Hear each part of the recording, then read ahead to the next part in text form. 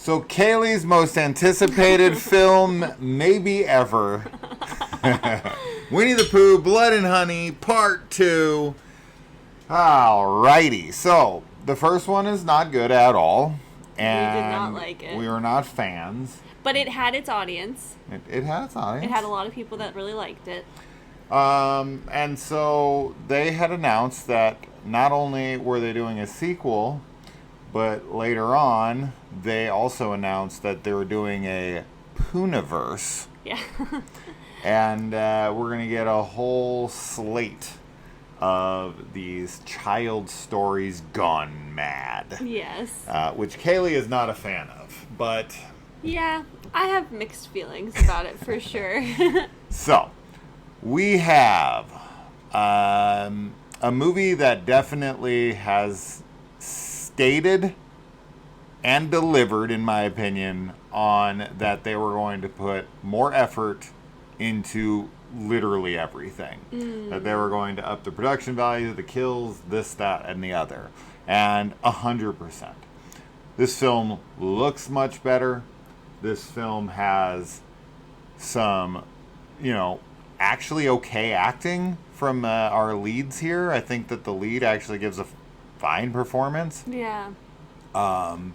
And shockingly, this is where the film greatly succeeds. This movie is violent, graphic, gory, has an insane amount of on-screen kills. Yeah. I wouldn't even know what to venture to guess on the amount, but it's gotta be in the 30s or 40s. It's big. There's a lot of There's death a lot in of this. kills. A lot of decapitations. A lot of head stuff. Yeah. Yeah. Yeah, they like to go for the head in this one. Yeah. Now, who joins the crew this time? So last time it was Pooh and Piglet. This time it's Pooh, Piglet, Tigger, and Owl. And I was pretty surprised by this one. I thought this kind of flew by. I'm actually kind of bummed we didn't see this in theaters. We were gonna go see it in theaters, and then it was gonna cost us like a ridiculous amount of money. And I was like, I still wouldn't have wanted to spend that much, because I think it was gonna be like $40 for us to go see this or something. Oh, yeah. And I was just like, no. But if we could have went and saw this for the regular price, I would have enjoyed seeing this in theaters. I actually, as I said, I think the pacing of this is really good. So what do I always say are like the three elements to a slasher film? You want gore, Yep. kids, and then the characters. Correct. This movie actually delivers very heavily on the kills. Yeah. It sort of delivers on the tits. You got some in here, which is fine. That's good. Better than nothing. And the characters, I think, is where I think they already announced a 3. So when they make 3, that's what you got to work on next time. Because I found Christopher Robin's character here to kind of be disconnected from the film because he's not really dealing with the events of what's going on with Pooh and all of the other characters. Like Pooh and crew, the Pooh crew, are wreaking havoc outside of his life. And of course, they're making their way towards him. Yeah. And he's just kind of, I don't know, he's dealing with the repercussions of what happened in the previous film. Now, this is an odd thing with this movie.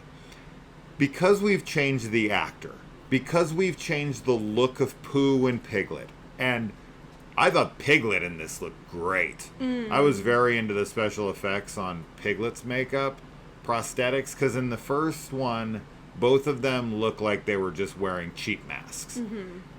And in this one, they made them look much more realistic, like they were actually like a bear, a pig, a tiger, kind of human hybrids. Yeah. And that was something that, in the previous film, when I saw the production stills for that movie, I thought that they were just going to have a movie set in the 100-acre woods, and they were going to have humans who were wearing like Winnie the Pooh masks and killing people because of the stories, right? And they were, for some reason. And I was very shocked to find out when we watched the movie that was actually supposed to be like actually Winnie the Pooh. Yeah. So in this one, they might do a much better job of making these clearly human, like, or like animal hybrids. Yeah. So I much appreciated that here. But I am curious on your thoughts. Before I go on anymore, I know I've been talking for a while, but I want to know. I definitely like this one better than the first one, for sure. The best part for me is definitely the violence and the kills. I thought that those, I mean, it's just, there's so much, and it's all very graphic and very humorous at times, too. There's definitely one scene at a rave that is really fun. And so I'm glad that they were able to up the stakes, or up the budget count, and the body count, in that department, for sure. I'm still, this is, honestly just me, because I do also think that they did a better job at storytelling in this movie as well, with Christopher Robin, and kind of like what he's unearthing about the lore of Winnie the Pooh and everyone. And so I appreciated that, but I think personally I just am not into it. Like, I just wasn't connected to it, and sure. And I don't know if that, I don't think that they're trying to necessarily make it super compelling, because I do think that the draw of this movie is the novelty of seeing Winnie the Pooh and crew killing people. So that was all good, but yeah, it looks a lot better too in terms of the cinematography and just the camera that is used. Yeah. Everything looks a lot better, a lot crisper and cleaner. Yes. And the acting is fine. Yeah, I mean, Christopher Robin, that actor, he does, I think, a good job with his character. And I did like the stuff that was him dealing with the ramifications of what happened in the last movie. With his work and everything. I liked all of that character drama that was going on with him. And I think that they have a pretty interesting, backstory to Pooh as well. I thought that was, I'm glad that they thought that out, and it was kind of given in here. Yeah. So, they yeah. expanded upon it more. Mm-hmm. And continuing on with what I was getting at with that previously. So there is something interesting going on here where I don't know if this is exactly what they're trying to say. So his life story of what had happened in the previous film has been made into a film. This is nothing new. The Scream movie did it. Tons of movies do this at this point. This kind of meta thing where their movie gets made within the universe. But when we see it in the film, it looks a lot like the movie that we watched previously. Yeah. And it's almost as if they're saying that the first movie is the movie that they made on the real events. Right. And this is the now in-universe real story. Yeah. And we got the first film was the film that they play within their universe, that they made in their universe. I like that. It's not. It's not, but I like because that interpretation. There's scenes that are not in the first one. I wish they were, because there is one line that in the Winnie the Pooh movie they made within this movie that I found to be really funny. Yeah. And I was like, oh, I wish that was said in there. That would have been funny. Yeah. But that's the way I would view this. Mm-hmm. I would view this like the Town That Dreaded Sundown meta sequel, where it's a sequel in the town, and the previous film is an actual film in that town. Yeah. Right? Kind of like Blair Witch 2, right? Right. Book of Shadows. Stuff like that. I like those meta sequels where it's no, this is the real story. This is the real town. Yeah, So I think that's cool. that's what this is to me. Yeah, same. That's how I'm Even going though to the interpret it. film in it isn't exactly that film, it looks a hell of a lot like that film. I think it's, I guess, yeah. I was going to say that they could have done, but you're right. never mind, forget that. No, that's all right. Yeah, I like that interpretation of it. I think it works well. And it kind of fits too with like, okay, they had a lower budget and weren't as like clean or whatever with their production in the first film, and now that they've gotten a chance to get more money and like really like tighten things up, it's kind of fun to be like, oh yeah, that's the fake film about the events, but this is the real person.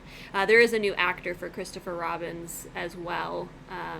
Right, it's a different actor, yeah, so totally. That also kind of helps because you're like, okay, well that's not him, and yeah.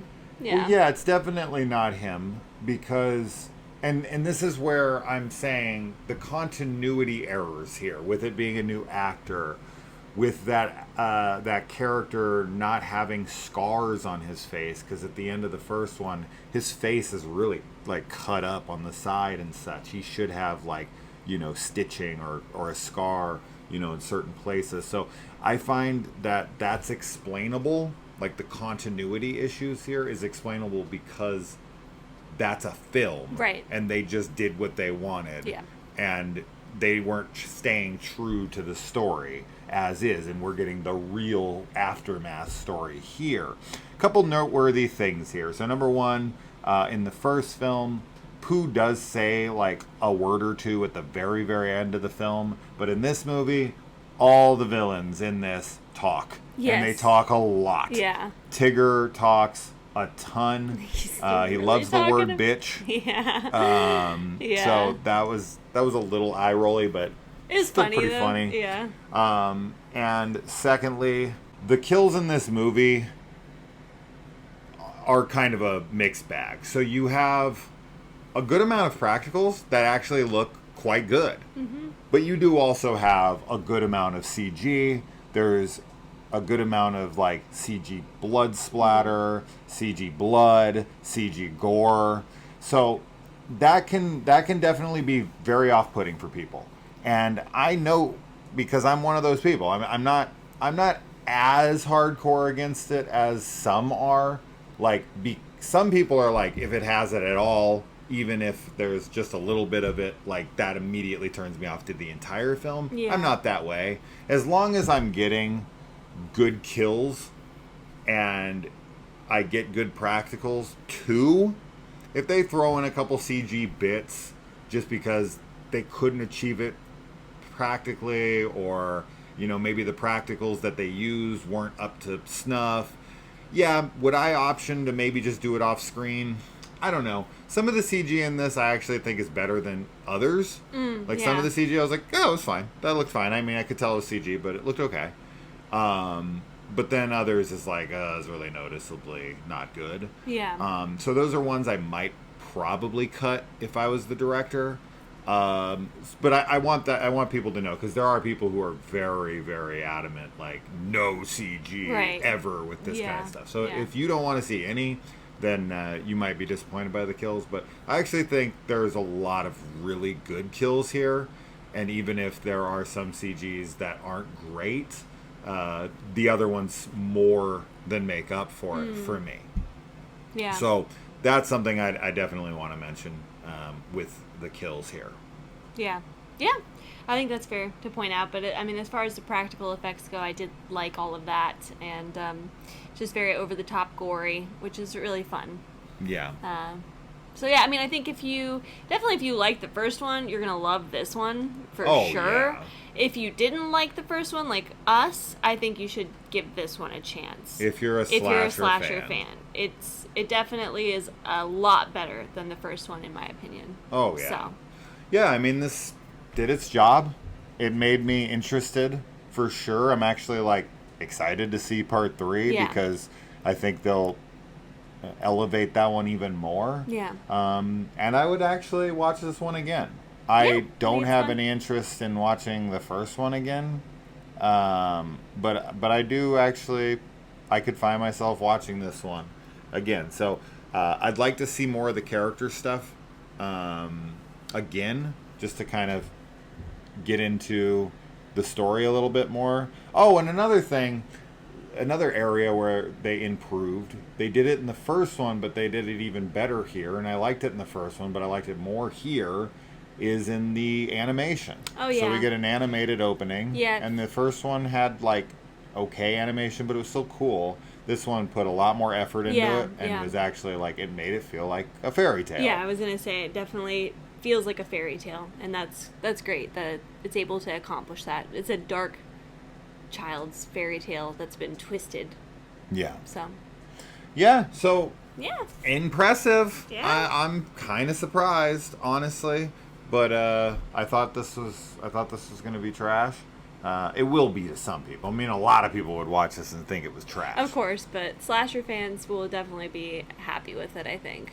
But yeah, if you just want to see Winnie the Pooh axing a whole bunch of people with some really brutal kills, and the movie's absolutely ridiculous. There's some hospital bits in here that are like making me laugh because there's one guy who comes into the hospital, and the way that he's being wheeled into the hospital with like no pressure on the wounds as he's just bleeding out, and then like later when he's wrapped in gauze, and he like the way that he's wrapped, and then after when he like reveals his face, this is the worst hospital that's ever existed. The patch job, they're just like, we're gonna stitch some of your wounds and just leave the rest completely wide open. Yeah, that stuff is pretty funny, but it just adds to the humor of this. And it definitely adds to the slasher charm. I was working on channel stuff while we were watching this, so I did not catch all of the story stuff that I would have liked to, but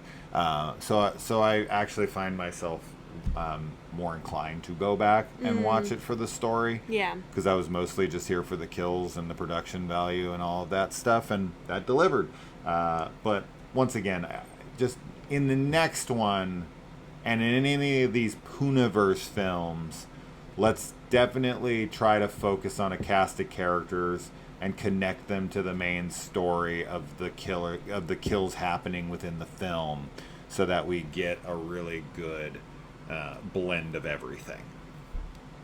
But that's it. I mean, that's my big critique of the film, and that's 1/1000th what my critiques were of the first film. So yeah, for sure. Yeah. It's an improvement, most definitely. So color us shocked and impressed. Color us shocked.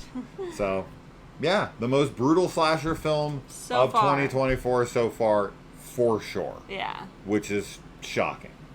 And, like, good kills, too. Yes. Yeah. You know? Because there was that,